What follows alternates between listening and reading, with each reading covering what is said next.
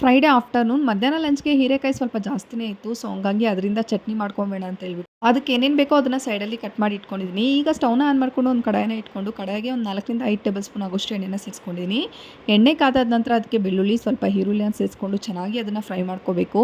ಈ ಥರ ಎಲ್ಲಾನು ಕೂಡ ಚೆನ್ನಾಗಿ ಫ್ರೈ ಆದ ನಂತರ ಅದಕ್ಕೆ ಸ್ವಲ್ಪ ಜೀರಿಗೆನ ಕೂಡ ಸೇರಿಸ್ಕೊಂಡು ಚೆನ್ನಾಗಿ ಫ್ರೈ ಮಾಡಿಕೊಂಡು ಅದಕ್ಕೆ ಕಟ್ ಮಾಡಿ ಇಟ್ಕೊಂಡಿರುವಂಥ ಟೊಮೊಟೊ ಹಾಗೆ ಖಾರಕ್ಕೆ ತಕ್ಕಂತೆ ಹಸಿಮೆಣಸಿನಕಾಯಿನ ಕೂಡ ಸೇರಿಸ್ಕೊಂಡು ಚೆನ್ನಾಗಿ ಅದನ್ನು ಫ್ರೈ ಮಾಡ್ಕೋಬೇಕು. ಇದೆಲ್ಲನೂ ಕೂಡ ಚೆನ್ನಾಗಿ ಫ್ರೈ ಆದ ನಂತರ ಅದಕ್ಕೆ ಕಟ್ ಮಾಡಿ ಇಟ್ಕೊಂಡಿರುವಂಥ ಹೀರೆಕಾಯಿನ ಕೂಡ ಸೇರಿಸ್ಕೊಂಡು ರುಚಿಗೆ ಎಷ್ಟು ಬೇಕೋ ಅಷ್ಟು ಉಪ್ಪನ್ನ ಸೇರಿಸ್ಕೊಂಡು ಹೀರೆಕಾಯಿ ಎಲ್ಲನೂ ಚೆನ್ನಾಗಿ ಬೇಯೋವರೆಗೂ ಅದನ್ನು ಚೆನ್ನಾಗಿ ಬೇಯಿಸ್ಕೋಬೇಕಾಗತ್ತೆ.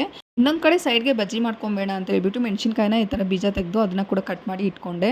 ಈಗ ಒಂದು ಬೌಲ್ಗೆ ಒಂದು ಸ್ವಲ್ಪ ಆಗೋಷ್ಟು ಕಡಲೆ ಹಿಟ್ಟನ್ನ ಸೇರಿಸ್ಕೊಂಡಿದ್ದೀನಿ. ಅದಕ್ಕೆ ರುಚಿಗೆ ತಕ್ಕಂತೆ ಉಪ್ಪನ್ನ ಕೂಡ ಸೇರಿಸ್ಕೊಂಡು ಹಾಗೆ ಸ್ವಲ್ಪ ಜೀರಿಗೆ ಪೌಡರ್ ಹಾಗೆ ಸ್ವಲ್ಪ ಅಜ್ವೈನ್, ಖಾರಕ್ಕೆ ತಕ್ಕಂತೆ ಅಚ್ಕಾರದ ಪುಡಿ ಹಾಗೆ ಸ್ವಲ್ಪ ಅರಿಶಿನ ಕೂಡ ಸೇರಿಸ್ಕೊಂಡು ಅದನ್ನೆಲ್ಲದನ್ನು ಸ್ವಲ್ಪ ಡ್ರೈ ಮಿಕ್ಸ್ ಮಾಡಿಕೊಂಡು ಸ್ವಲ್ಪನೇ ನೀರನ್ನ ಸೇರಿಸ್ಕೊಂಡು ಅದನ್ನು ಬಜ್ಜಿ ಹಿಟ್ಟಿನ ಅದಕ್ಕೆ ಕಲಿಸ್ಕೋಬೇಕು. ಈ ಥರ ಕಲಸಿಟ್ಕೊಂಡಿದ್ದಾದ ನಂತರ ಅದಕ್ಕೆ ಒಂದು ಸ್ವಲ್ಪ ಆಗೋಷ್ಟು ಬೇಕಿಂಗ್ ಸೋಡಾನ ಕೂಡ ಸೇರಿಸ್ಕೊಂಡು ಅದನ್ನು ಕೂಡ ಕಲಸಿಟ್ಕೊಂಡಿದ್ದಾಯಿತು. ಈಗ ಅಷ್ಟರಲ್ಲಿ ಹೀರೆಕಾಯಿ ಕೂಡ ಚೆನ್ನಾಗಿ ಬೆಂದಿತ್ತು. ಅದಕ್ಕೆ ಒಂದು ಸ್ವಲ್ಪ ಆಗೋಷ್ಟು ಕೊತ್ತಂಬರಿನ ಕೂಡ ಸೇರಿಸ್ಕೊಂಡು ಅದನ್ನು ಗ್ರೈಂಡ್ ಮಾಡ್ಕೊಂಬರಬೇಕು. ಈಗ ಒಂದು ಪಾತ್ರೆಗೆ ಒಂದು ಸ್ವಲ್ಪ ಆಗೋಷ್ಟು ಎಣ್ಣೆನ ಸೇರಿಸ್ಕೊಂಡು ಎಣ್ಣೆ ಕಾದಾದ ನಂತರ ಅದಕ್ಕೆ ಸ್ವಲ್ಪ ಸಾಸಿವೆ, ಸ್ವಲ್ಪ ಕರಿಬೇವು, ಸ್ವಲ್ಪ ಈರುಳ್ಳಿನ ಕೂಡ ಸೇರಿಸ್ಕೊಂಡು ಚೆನ್ನಾಗಿ ಫ್ರೈ ಮಾಡಿಕೊಂಡು ರುಬ್ಬಿಟ್ಕೊಂಡಿರುವಂಥ ಪೇಸ್ಟ್ನ ಕೂಡ ಸೇರಿಸ್ಕೊಂಡು ಚೆನ್ನಾಗಿ ಅದನ್ನು ಫ್ರೈ ಮಾಡ್ಕೋಬೇಕಾಗತ್ತೆ. ಈ ಥರ ಎಲ್ಲನೂ ಕೂಡ ಚೆನ್ನಾಗಿ ಫ್ರೈ ಆದ ನಂತರ ಅದನ್ನು ಒಂದು 5ರಿಂದ 10 ನಿಮಿಷ ಕುದಿಸ್ಕೊಂಡ್ರೆ ಸಖತ್ ಟೇಸ್ಟಿಯಾಗಿರುವಂಥ ಚಟ್ನಿ ಕೂಡ ರೆಡಿ ಆಗಿಬಿಡುತ್ತೆ.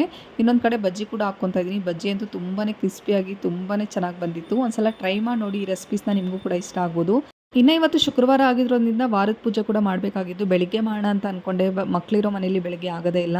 ಸರಿ ಸಂಜೆ ಮಾಡೋಣ ಅಂತ ಹೇಳ್ಬಿಟ್ಟು ಹೊಸ್ಲಿಗೆಲ್ಲ ರಂಗೋಲಿ ಬಿಟ್ಕೊಂಡು ಪ್ರಶಾಂತವಾಗಿ ಪೂಜೆನ ಕೂಡ ಮಾಡ್ಕೊಂಡಿದ್ದಾಯಿತು. ಪೂಜೆ ಮಾಡಿದ್ರೆ ಏನೋ ಒಂಥರ ಪಾಸಿಟಿವ್ ವೈಬ್ ತುಂಬಾ ಚೆನ್ನಾಗಿರುತ್ತೆ.